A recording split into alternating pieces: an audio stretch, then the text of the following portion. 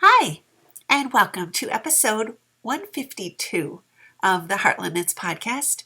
My name is Vicki, but you can find me as Heartland Knits on Instagram and Ravelry. I have not been on Ravelry in the longest time, but I do check into Instagram fairly regularly. And today is Sunday, October 2nd, 2016. So it has been a while.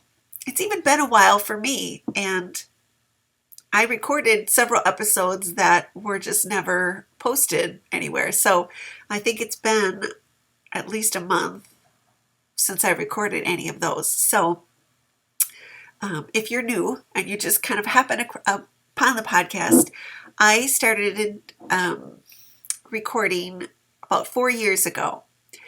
And I don't know, I just took a little vacation from it this summer, and I've just kind of been thinking about maybe wanting to, and then this morning I just woke up and thought, yeah, I think maybe today I will sit down and try to record. So on the way home from church, I stopped at Starbucks and I got a little chai, and I have that in my spindle Jenny the Potter mug. I don't know if she makes these anymore. You can see this is when she first started out, and her mugs were kind of a different shape. But I just thought I would kind of sit down and chat and try to catch up a little bit. I'm going to try to keep this to a half an hour. But anyway, this is a knitting podcast. And, so thank you for stopping by if you're new. And thank you for joining me again and hanging on, and all the really nice messages and things that I received over the last couple of months. I thank you really from the bottom of my heart. To be honest, I have not knit all that much in the last month. I knit a lot during the summer, a ton leading up to knitting camp. And I have a whole episode, and I'm going to post those eventually. So you'll have to go back and watch those, what I was doing this summer. But in the last month, I haven't been knitting all that much. I've been doing a lot of sort of home improvement kind of things that's been keeping me busy. But I have had kind of one project sitting by my chair, kind of picking up and knitting. And you're going to say, you'd haven't knit very much when I show it to you. But this is a project. I bought the kit for this when I went to Wisconsin Sheep and Wool, which was the weekend after Labor Day. And this is Sue the Ewe. She is kind of I last year when I went to the Sheep and Wool, I bought Sam the Ram, and he had an all over Aran patterned fleece. And she's got kind of this mistake stitch rib one. But Sam the Ram was one of the most fun things that I ever knit. I think I knit him in like a week. She's taken a bit longer. She's still got all the same little features and things. It's just, I don't know. I just have not kind of felt the need to be knitting all that much. But Sam was so good all this year that I thought he needed a girlfriend. And so this is going to be Sue the Ewe, and she will wear a little kind of Shetland shawl. I actually started that. It's sitting over there, but it's got about this much on it. So she's going to wear a little red Shetland lace shawl. So the kit for this that I bought was from Blackberry Ridge. It is their wool. It's really nice, that they spin at their mill. The pattern is by Rita O'Connell, and you can buy the pattern separately without the kit and just use, whatever wool you have on hand. This is a sport weight, and I am doing this on size 3 needles, these are 3 millimeter needles that I'm working this on. And I think you can even download the pattern. The pattern is published by Three Kittens. It's a which is a yarn shop up in Minneapolis, or is that St. Paul? I don't know. But anyway, it's published by them, but I think you can download it off of Ravelry, and it's like really fun to knit. It's all done like her little head is done with short rows, and then there's this very clever shaping for the neck. She's got this kind of OXO cable down the back, and then the tail is just it's really fun just to see it come together, and the pattern is all written out. In fact, there's no charts in it. The Sam the Ram is all cables, and those are drawn as charts. None of it was charted. Not even the lace shawl is charted. So I was watching something. I had something on the computer. I was watching a Craftsy class, and I had to put it down because I couldn't keep looking. If it had been charted, I could probably have kept up with it. So that is the project that's been sitting right by me, and I will pick it up and do like maybe a round or two in a day, which I know is not very much. I just have not felt the need to knit. I have been spinning a lot lately. And the other thing that I will show you is I started a new bohus after I came back from knitting camp. I'm going to move this out of the way. And I started Blue Shimmer, which is such a classic, iconic design, bohus design. And so you can see I've got the whole collar done, and I have just started doing the short rows underneath the yoke. This will lengthen the back and kind of drop the front neck down. You can see this is kind of where they're going, so that there are more rows of blue over here than there are over here. And all these little pins that you see, I am doing Japanese short rows. I've used other ones. I've used German short rows, and I've used twin stitches, and for this, Japanese short rows is just my favorite. And I am doing kind of a little bit of a different raglan increase. You can't really see it. I'll have to wait till it gets a little bit farther. But underneath the yoke there are increases like a raglan. And I'm doing kind of more little decorative ones that will look more like a little cable almost as I'm increasing. So anyway, that is my other sort of thing. It's been sitting over here, and I haven't taken it out and looked at it in probably a month. But I need to get going on it, because I am not going to be finishing this the night before camp. Like what happened to my black one. And at some point I will get that out. I did show that on one of the old episodes. So if you want to see that, you'll have to go back and watch those until it gets to be kind of winter, and I might wear it on the podcast. So one of the things that I finished in the last little bit was I finished a shawl. I finished two shawls. One I don't have. I was sent to a friend. But I do have this one, and I love this so much. I was going to wear it to church this morning, but it actually ended up being like 60 degrees, so I didn't really need to. But this is, you can see how big it is. This is my Faroese shawl, kind of what I'm going to be using every day, in my everyday sort of shawl.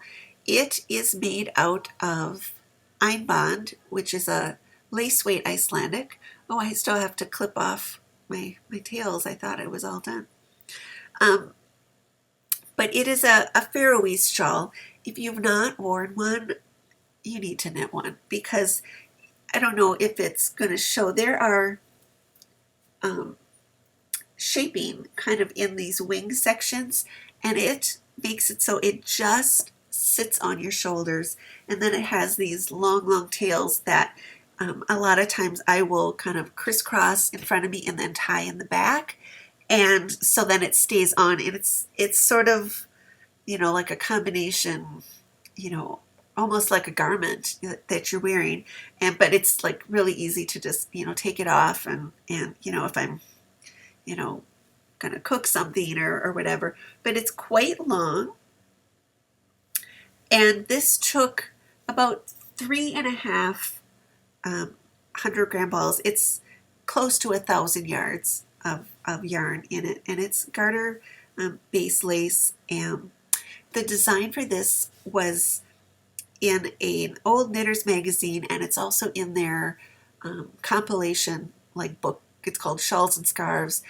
and so it's in there also. And let's see, the designer is Marilyn Van Keppel, and I have made this. I think this is my 5th one.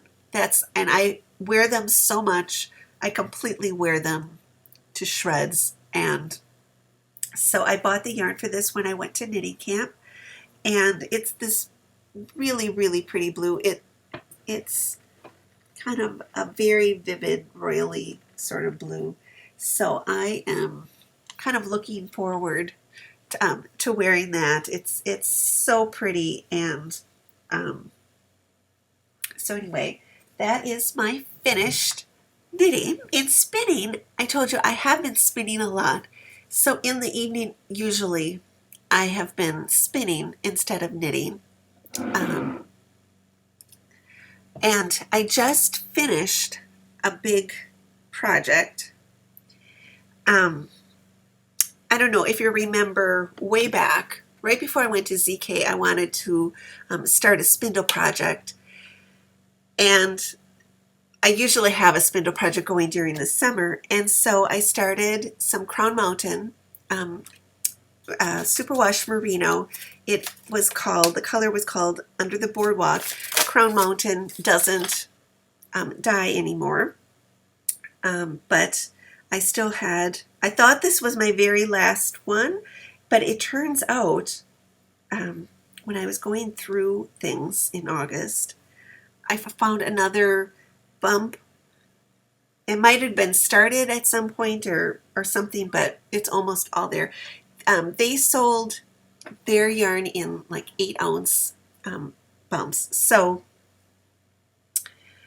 that's a big amount to try to do on a spindle. So I spindled it, during the summer. I spindled like a third of it. I had split it into 3, and the plan was to do a 3-ply, and I kept spindling the third, and then it got to be, I don't know, end of summer, and I thought, I kind of wanted to finish that up. I knew it would take like literally 5 years to try to spindle all of it, and so I started spinning the other ones on my wheel, and I was spinning them fairly fine.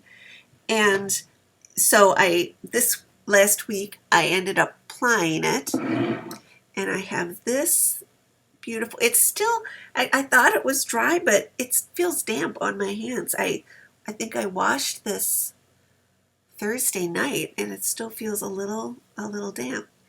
But it's a very, so anyway, this is the colors. I don't know if you remember me showing the roving. I don't know if I have a picture of it, but it had big sections of white, and then there would be kind of like a big blobs of kind of red, kind of pinky red and orange and stuff, and and some browns and things. And their fiber was always dyed, like one end was lighter than the other end, and I had run into problems before, like figuring out like how to sort of get it to be even so that the yarn wasn't like dark on one end and light on the other. And my friend Melanie, who is just the most fantastic spinner and knitter, but she has done a lot of these. And she actually, when I bought this, I was out at Madrona, and she was wearing socks, their hand spun hand knit socks out of this fiber. So I knew it was going to turn out like this, that it wasn't going to have a lot of like weight and stuff. It was going to be, more, a darker tone. But anyway, she told me to do one ply from the light end to the dark end, and a second ply from the dark end to the light end, and then the third ply to sort of break it up and to like get the whole thing mixed up. And that's what I ended up doing. The two that I spun on the wheel were that ones that I just went consecutively along, and then the one when I split up the fiber to spindle, I kind of split it into, I don't know, arm's length, length strands of fiber, so that I would, just a length that I like to spindle, so that you can kind of, get a little bit done. And I mixed those all up. I kind of had them all laying on the floor, and then I would go from the dark end into the light end, and so I would mix those all up, and it really, really did the trick. So I'm very, very pleased with it. It was spun as a worsted, the singles, so it's just very, very smooth, and it's superwash merino, so it's super soft, but it's a true 3-ply. And I came out with, it was 8 ounces of fiber. I have not weighed this. Of course, it's still wet, but this is a little over 700 yards of this big skein. And then I have this little one. So I had a little bit left on the bobbin when I ran out. When I ran out of the first bobbin, I wound off what looked like the next biggest amount, wound that off, and then I plied that so that I could ply from the inside and outside of the ball, and then I still had a third single on a bobbin. So when that one ran out, I still had some left on the third bobbin, and that's what this is. And I just took this and I Navajo plied it. And so this is about 122 yards. It's a small bit, amount, but I couldn't decide, what I wanted to do, if I wanted to, like just do a 2-ply with this, but I thought, well, I broke it off because I didn't want there to be, this is like all over, sort of, the colors are all mixed up. There's very little spaces in there where it's like totally solid, and I knew this one would come out, where it's more solid. And there are some places where it's marled a little bit, but anyway, so I have this amount, and this is going, I wanted to show this because this is going to be sent off to a friend, and I wanted to kind of show it off. I'm really, really happy. I was spinning it, and I kind of had it in the back of my mind, like maybe this is not for me, maybe this is for somebody else. And then I got to be, I decided and that I wanted to give it away, and so I really pressed and like worked on it most of the time, and that's why knitting didn't really happen that much. So anyway, I'm really, really, really, really pleased with it. It's so smooth, and I guess that's the worsted spun, part of it. So anyway, spinning. So for show and tell, I actually have yarn to show you. I told you I went to Wisconsin Sheep and Wool, and I bought the kit for Sue the U, and I also bought a bunch of other stuff. I didn't really, buy all that much at knitting camp. I bought books, and I showed all that stuff when I showed the video. So you'll have to go back and see all that stuff because it's all put away. but this bag was sitting here, and I thought I need to like either put it away and nobody's gonna see, or I need to record. So um, so I went to Wisconsin Sheep and Wool, and in August when I came back from knitting camp, I decided I needed to go through all my stuff. I think I've talked about that last year when I was doing the KonMari, and she said put all your stuff together in a room and before you go through it, and I did that, and all my yarn and fiber was like in a big jumble in a room, on the beds, on the floor, on the dressers, everywhere, and it it just was like overwhelming, and I could hardly go in the room. So when I got back from camp, I thought I have to get a handle on this and wrangle all of this yarn and fiber. And so it took me like pretty much all month to go through all the fiber and like get bins of it, whatever, like there's a bin of all the fine fibers and the I have a bin of Cormo. I don't know how that happened. But all the painted fibers together and organize it. And I weeded out a lot of stuff that I didn't want anymore and got rid of that. And then I started on the yarn and was like organized. So by the time Wisconsin Sheep and Wool came, I had gone through everything. I had like literally touched every fiber and every yarn that I owned. So I knew what I had, and I'm very pleased with the fact that no fiber came home with me, because I mean I have it. That to me is the overwhelming part, and that's I think also what is spurring me to like spin, even though it took me a month to finish spinning one like bump of fiber, because I am a kind of a slow spinner. I don't, I generally spin fine yarns.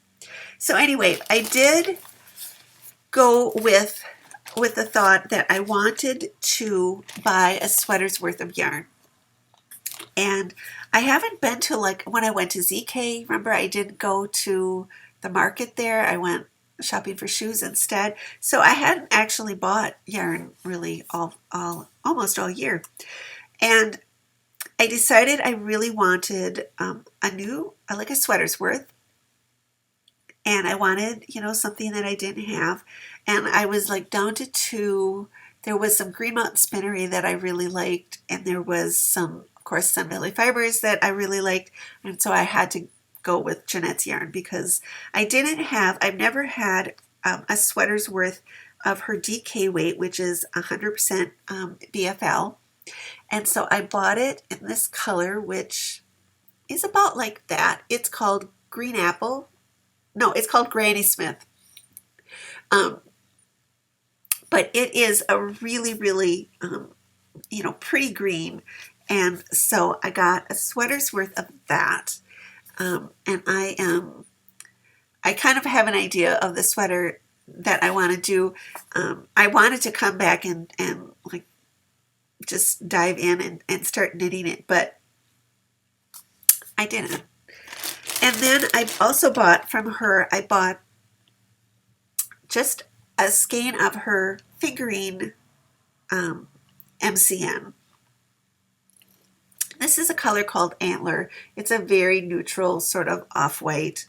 I don't know if this is her actually undyed or if she actually has dye on this, but what I went with a mission to get like something like this, because I made a lot of her figurine weight sweaters, and I have some mini skeins of hers, and like all those little leftover bits, I want to do like some fun mittens for this year. But what I needed was like a nice kind of neutral that I could use all the really fun, pretty colors and put them together.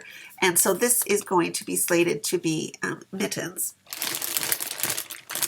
And then I bought something that I've wanted for a few years. They usually come to Wisconsin Sheep and Wool, and she never brings this particular thing. I don't really know why, and I am just not kind of into like the ordering online thing. At one point, they were hard to like come by, and you had to do the whole like get them when she updates, that whole thing. And I don't do that except for lollipop yarn. There's like, so anyway, it's one of these paint box kits from Fiber Optic, and this is to the chocolate to cherry. I have a specific project in mind that I want to do that. Oh, that's a really good, that's exactly how the colors look. So I've had this specific project in mind for this for a long time, and so she brought this. I had wanted it in the MCN. She didn't bring any of those, so I got it in the regular, what does she call this? Footnotes. It's just a merino nylon, so it'll work for what I want to. So I got that, and then I bought, let's see, I'm trying to stay organized. And then I bought, along with that skein of white yarn that I wanted to do mittens with, because I bought this really great mitten book when I was at knitting camp, so I want to do mittens. And I have a lot of leftover fairy hair yarn. I've done her, Jan Becker from Kim Croft Yarns has bohus kits also. The ones that, like the blue shimmer that I showed you, that's from Sweden, but she also does bohus kits. They go with the patterns from the Poems of Color book. So I have a lot of like leftover little bits of color from all these different hat kits. And I thought what I need to do is get like some solid colors to play with those and put them together for mitten.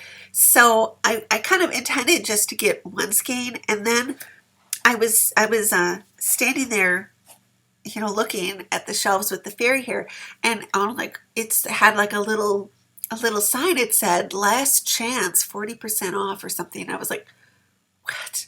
So I ran over to her and I went, what do you mean this last chance thing? And she said, oh, well, she raises the bunnies herself. This is a merino angora yarn. And she raises the bunnies, and she would have it spun. I think she gets it spun at Green Mountain Spinnery. And she said that they couldn't do, or she couldn't find another mill to spin 40% angora, 60% merino. And so she had to drop back the angora percentage to 30%.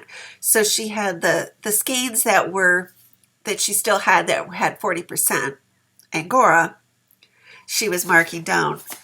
Well, if you can't get it again, you have to go for it. So I think I had these two in my hand last year that I really wanted them. I just think they look really, really pretty together. I don't know what I'm going to make, but I just really, really, loved them. And, then they were on sale and you weren't going to be able to get them again. And then I just was like pulling out different colors, and I pulled this one out and I went, oh, how pretty those three look together. So, let's see that's like probably the colors are better back here. So I have 3 skeins of fairy hair to play with, and they would make like lovely mittens. I really, really enjoy the gloves that I've knit out of the fairy hair. Those are the yarns that I got at Sheep and Wool, and then I got the kit. So now I can put them away, and that kind of leads into what I have been doing. Is I have been kind of making a yarn room for myself. So I have like all my yarn out. It looks really beautiful. But it's been a process, and it kind of snowballed. When I started putting things and organizing things in August, there was this room that had like a big, where I was going to store the yarn. And, I put it all away, and it looked really pretty, and it was organized really nicely. And then I sort of looked at the room, and it had been wallpapered back in like the late 80s maybe. My brother-in-law did it.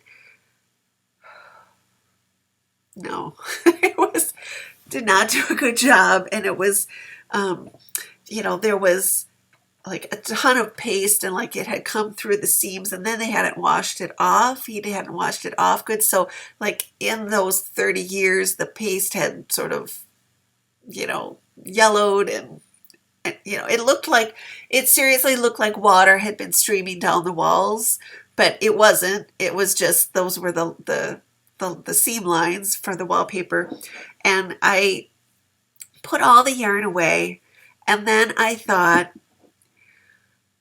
it was like a rainy day or something happened, and I thought I went in there because I loved looking at the yarn and thought this yarn deserves a better room than this. And I thought, I wonder how hard it would be to take this wallpaper off the wall. Have you ever removed wallpaper? So I got some off, and so then it became like a mission. I had to get this ugly, and it was ugly, ugly wallpaper to start with. It was just, I can't even describe it. It was so ugly. It was like sort of meant to look like fabric, and it had these like slubs of like to look like fabric, and it had slubs. It was just it was ugly. Had these horrible vertical blinds. It was not good. So anyway, it took me a couple weeks, but I got all of the wallpaper off. And then, I knew that the paint underneath there was oil-based paint, and I remembered it was kind of it was yellow, but it was more horrible yellow than I remembered. It was yellow that leaned towards chartreuse, which is a good color, just not on walls. It was just not good, and it didn't go with like the floor or anything. So then I was resolved, I need to paint the room. So, and I didn't know about any of, these things, how to do any of these things. So a lot of time that night, instead of knitting, it was like researching, like, what do I have to put on the walls because I didn't want to have to deal with like, oil-based anything. I didn't want to have to deal with that.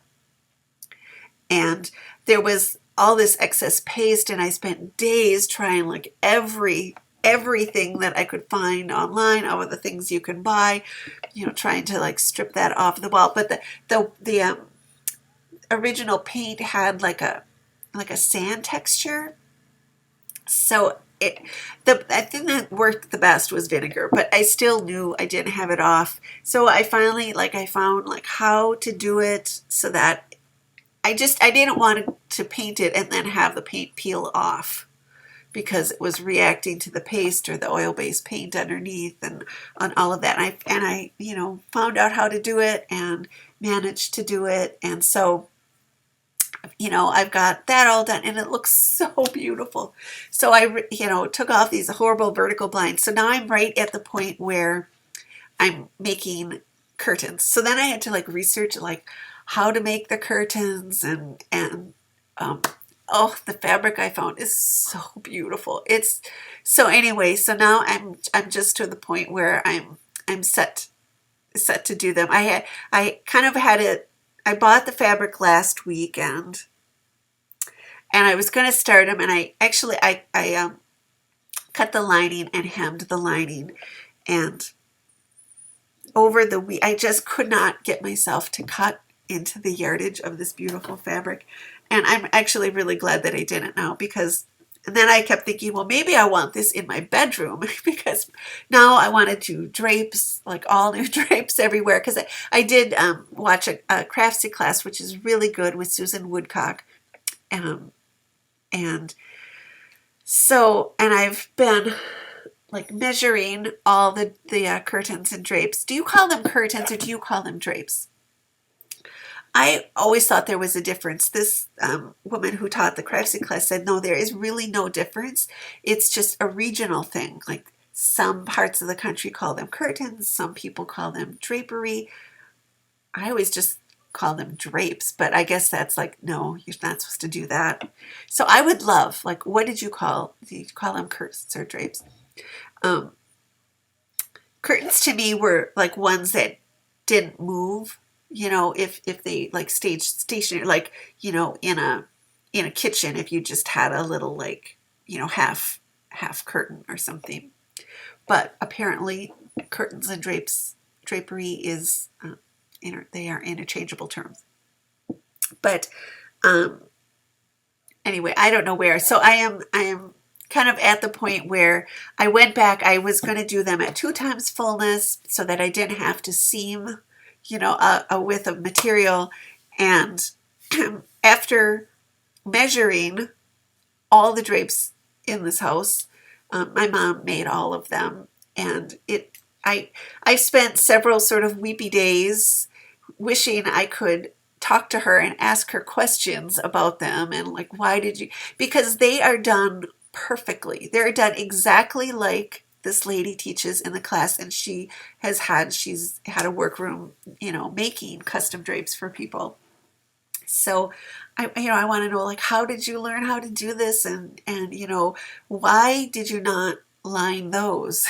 Like, so I anyway, so after like measuring all of them, and I went and kind of had to just say, you need to make them fuller. I make them at, for what I wanted to do with them. The recommendations were 2.5 times fullness, and all of the drapes in this house are at 3 times fullness. And I thought, so once I made the decision, yes, you have to sew a panel on.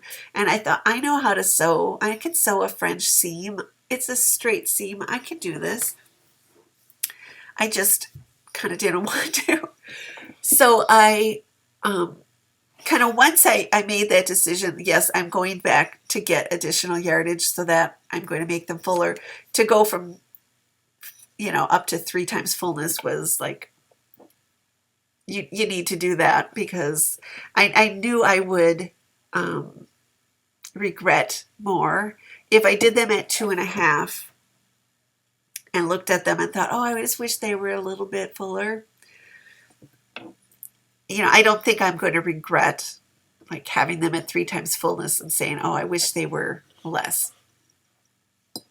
Anyway, so that's what I have been doing mostly. And, so hopefully by next weekend, I will have at least, there's 2 windows in this room. So I'll have at least one window. I'm still kind of going back and forth on interlining, if I want to interline them.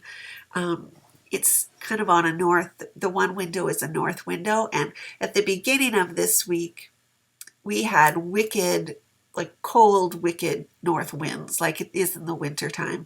And you could feel that like coming through. And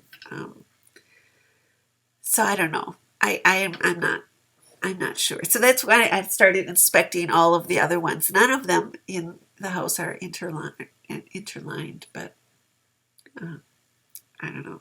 So anyway, hopefully by next weekend I will have at least one window finished and I can show it to you. I can't wait to show off this room and how pretty it looks. I bought a little chair for it, to sit in there. I don't know, kind of how much I'm going to, use it. It started out that I was just like wanted a room like for my yarn to like live in, and when I went to get the paint, I picked out the color and she was, mixing it, and she said, what is this, what is the room, you're painting? And I said, it's my yarn room. And she just kind of gave me like a, look, and went back and, was shaking or whatever, and came back and she's like, do you really have enough yarn for a room? And I was like, yeah. People have no idea. So, anyway, I'm thinking that maybe I will start recording in there. I have an old computer in there, my old computer. I don't know. I have to wait and see like how much I use it. But I might put this one in there instead. I don't know. We'll have to see how it goes like during the winter, how much, time I want to spend in there. But right now, I just love to be in there because it's just so pretty. The one of the colors that I was down to like two colors of paint, and I kind of did big samples of them. And one of them matched exactly the blue of the body color of Blue Shimmer. I mean, it matched it exactly. It was not the one I went with because it didn't go as well with, it's got a hardwood floor, so it didn't go as well with the hardwood floor or the woodwork around the window or anything. Um, but I laugh that, it's my yarn colors are sort of infecting everything else in my life. But anyway, I really want to thank everybody who wrote to me and sent warm messages and all of the kind words. It really made me feel good. And I recorded all these episodes during the summer, and I am going to put them up in all the places. And that is about enough for me this week.